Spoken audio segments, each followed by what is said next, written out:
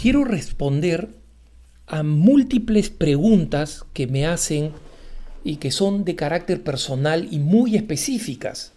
Tengan en cuenta que como el punto de vista es para hermanos de habla hispana en distintas partes del mundo, trato de que los puntos de vista respondan a inquietudes, a problemas y a consultas que sean relativamente universales. Y recientemente a través del correo de cara a cara en EWTN o a través de asiprensa@asiprensa.com, donde muchas personas me hacen llegar sus inquietudes, o a través de las redes sociales, de mi página en Facebook o mi cuenta de Twitter, muchas personas me hacen, como digo, consultas personales sobre si deberían seguir tal o cual profesión, a pesar de que hay profesores que son profundamente anticatólicos, si debería seguir o continuar en tal o cual trabajo y si es que debería seguir o no en tal o cual relación debido a las características de resistencia a la fe o a veces incluso anticatolicismo de la otra persona. Todas estas preguntas son preguntas personales que yo no podría responder porque necesitaría saber muchísimo más del contexto, de la situación, de las personas. Pero sí quiero dar dos criterios que creo fundamentales para poder tomar una decisión. El primer criterio es un criterio obligatorio, que es la moralidad del asunto que está en discusión. ¿Qué significa esto? Lo explico. Si es que cualquier cosa sobre la que consulto, la relación con una persona, el estudio que realizo o el trabajo que hago o que me piden hacer, es inmoral, es decir, me lleva a pecar, a romper alguno de los mandamientos, entonces no hay ninguna duda respecto a si debo o no debo dejar eso. Si a mí me dicen que trabaje en una tienda de pornografía, en un hospital, en una clínica abortiva, en un abortorio, obviamente yo no puedo trabajar de esa forma. Si a mí una posible pareja, un posible novio o novia me pide romper la castidad que se debe respetar antes del matrimonio, a esa persona le debo poner como condición que eso es innegociable o debo romper con esa persona. Si los estudios que realizo no son hechos simplemente por personas críticas, sino que pretenden que yo aprenda cosas inmorales, como recientemente un joven en California objetó a obligarlo a aprender a realizar abortos, porque no solamente no va a realizarlos nunca en su vida, sino que está en contra del procedimiento. La universidad amenazó con expulsarlo y él inmediatamente recurrió a abogados que defienden sin fines de lucro a los derechos de los católicos, e inmediatamente la universidad retrocedió y le permitió no seguir ese curso específico. Pero esas cosas que son inmorales inmediatamente se deben rechazar y dejar. No importa cuán atractiva sea la contraparte, eso nos está directamente condenando y enviando al infierno, directamente, porque nos está obligando a estar en una relación inmoral y pecadora de manera estable.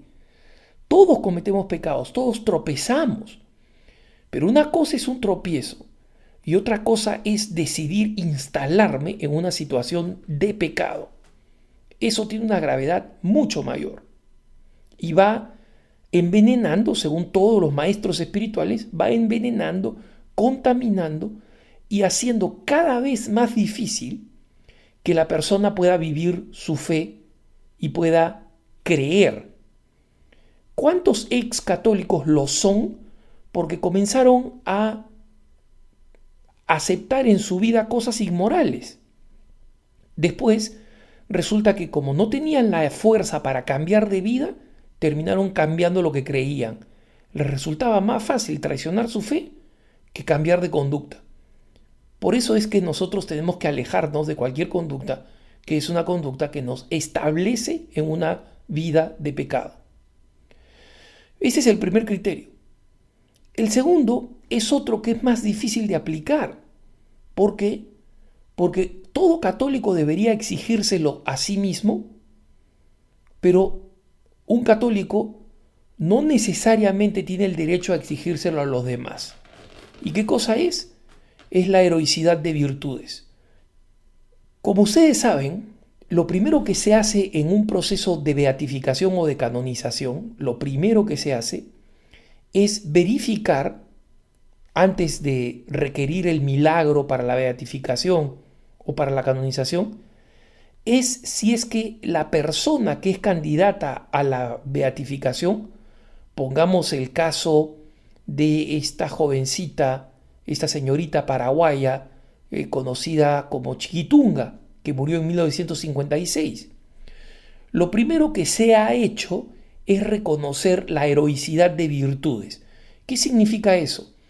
Que vivió la virtud más allá del mínimo necesario, más allá del mínimo indispensable, y que en vez de pasar con la mínima nota aprobatoria o aceptable, pasó con la nota más alta, con la calificación más alta. Eso es lo que significa heroicidad de virtudes, que vivió las virtudes en un nivel heroico. Entonces, la heroicidad de virtudes es algo que, si nosotros creemos que existe un llamado universal a la santidad, es decir, que todos los cristianos, como nos enseña el Concilio Vaticano II, estamos llamados a ser santos, entonces la heroicidad de virtudes, vivir las virtudes en grado heroico, no debería ser algo extraño para la vida del cristiano. Y entonces yo me tengo que preguntar, bueno, este trabajo probablemente no sea directamente inmoral, pero ¿contribuye a mi santidad y a la santidad de mi familia? ¿Es lo mejor? ¿O solamente me he preguntado si tiene algo de malo? ¿Qué tiene de malo? No tiene mucho. Entonces lo hago. No. La pregunta debería ir más allá. La pregunta debería ir, ¿qué tiene de bueno? ¿Esto es lo bueno? ¿Esta relación con esta persona me santifica? ¿O a duras penas evitamos el pecado? Este estudio me lleva a cumplir con el plan de Dios en mi vida, a pesar de las dificultades, de los esfuerzos, de las contradicciones, de las luchas, de la guerra de testimonio que tengo que dar, ¿o no? Este trabajo es un trabajo en el que yo puedo encontrar mi camino de santificación, lo vivo como un camino de santificación, ¿o no? O simplemente me lo impide, no me deja tiempo suficiente para poder vivir mi vida de fe, mi responsabilidad como padre o madre de familia. Esas son las preguntas que hay que hacer. Obviamente, tenemos en cuenta preguntas importantes si es que la familia puede sobrevivir, puede subsistir. Sí, esas son preguntas prioritarias, pero no son las preguntas absolutas. No son todas las preguntas que hay que hacer, faltan más, faltan preguntas sobre cuánto ayudan las distintas cosas para que yo pueda vivir mi fe auténticamente y pueda vivirla bien. Y ahí es donde entra la pregunta sobre la heroicidad de las virtudes. Si yo estoy viviendo las virtudes no en el mínimo indispensable, evitando el pecado. Porque recuerden ustedes, ¿qué es lo que nos enseñan los clásicos espirituales? El pecado mortal se evita evitando el pecado venial, el pecado que no es mortal, que es un pecado de tibieza, es una ofensa a Dios que no llega a romper la vida de gracia, ese pecado venial me lleva al pecado mortal y por eso hay que evitarlo. Pero ¿cómo se evita el pecado venial? Aquí es donde los santos dicen algo que suena muy exigente, pero que es verdad. Se evita el pecado venial evitando lo que se conocen como imperfecciones o mediocridades. Sí, yo rezo, pero rezo 7 minutos y medio corriendo para cumplir, para decir he rezado. ¿Eso es pecado? No, pero es tibieza, es mediocridad. La mediocridad lleva a la relajación que nos lleva al pecado venial, y el pecado venial luego, como gota quebrada a la piedra, termina abriendo el paso al pecado mortal. Eso es lo que nos enseñan los clásicos espirituales. Y esto es lo que nosotros tenemos que comprender, que nosotros procuramos que nuestra vida se acerque cada vez más a Dios y en consecuencia como efecto natural es alejarse de lo que es contrario a Dios. Punto. Es relativamente sencillo. Así es como vivimos nuestra vida.